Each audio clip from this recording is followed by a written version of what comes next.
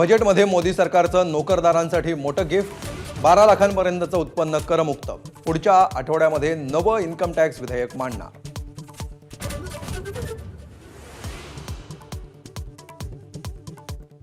Cancer सहित 36 औषधांवरची custom duty हटवली.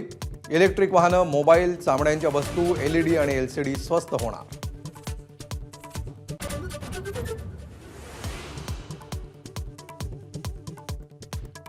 स्टार्टअपसाठीचं कर्ज 10 कोटींवरून 20 कोटी रुपये करण्याची अर्थमंत्र्यांची घोषणा. एससी एसटी महिलांना स्टार्टअपसाठी 2 कोटींची मदत देणार.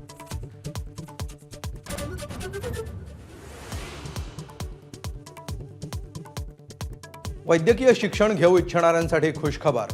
वैद्यकीय महाविद्यालयांमध्ये वर्षभरात 10,000 तर 5 वर्षामध्ये 75,000 जागा वाढवणार.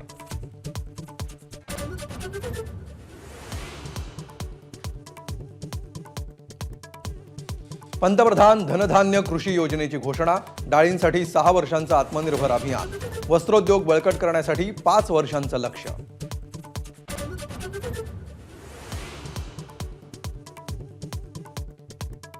शिक्षण क्षेत्रात आर्टिफिशियल इंटेलिजन्स केंद्र स्थापन करणार.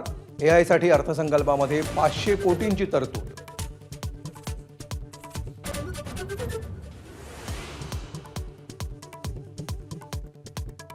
दोन घरं असणाऱ्यांना मोठा दिलासा. दोन्ही घरांवर आता कसलाही कर नाही. दोन्ही घरं स्वतःच्या मालकीची दाखवता येणार.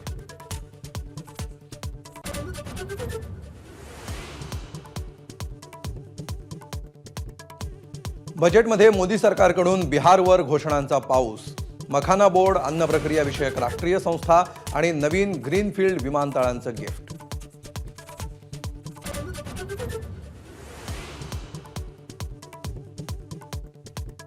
मध्यम वर्गासाठी ड्रीम बजेट. मुख्यमंत्री फडणवीसांची प्रतिक्रिया. तर आर्थिक महासत्तेच्या वाटेवर नेणारा अर्थसंकल्प. अजितदादांकडून कौतुक.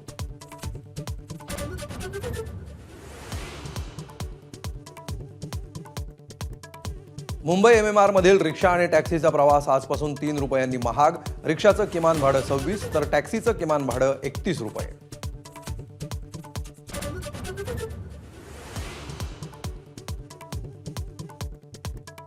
आता जोडायची वेळ आहे. एबीपी माझाच्या मुलाखतीत मंत्री संजय शिरसाटांचं मोठं वक्तव्य. तर संधी मिळाल्यास उद्धव ठाकरे आणि एकनाथ शिंदेंना एकत्र आणण्यासाठी प्रयत्न करणार असल्याची स्पष्टोक्ती. तर गद्दारांसोबत जाणार नाही, अरविंद सावंतांची टीका.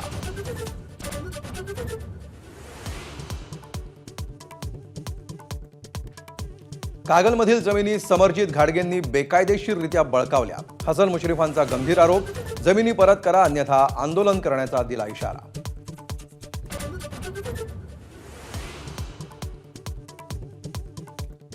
भाजप आमदार रणजितसिंह मोहिते पाटलांनी मातोश्रीवर घेतली उद्धव ठाकरेंची भेट.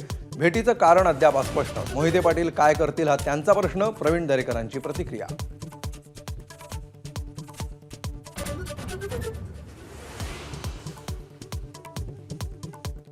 तेल कंपन्यांकडून व्यावसायिक गॅसच्या किमतीत घट. व्यावसायिक वापराचा 19 किलोचा सिलेंडर 7 रुपयांनी स्वस्त.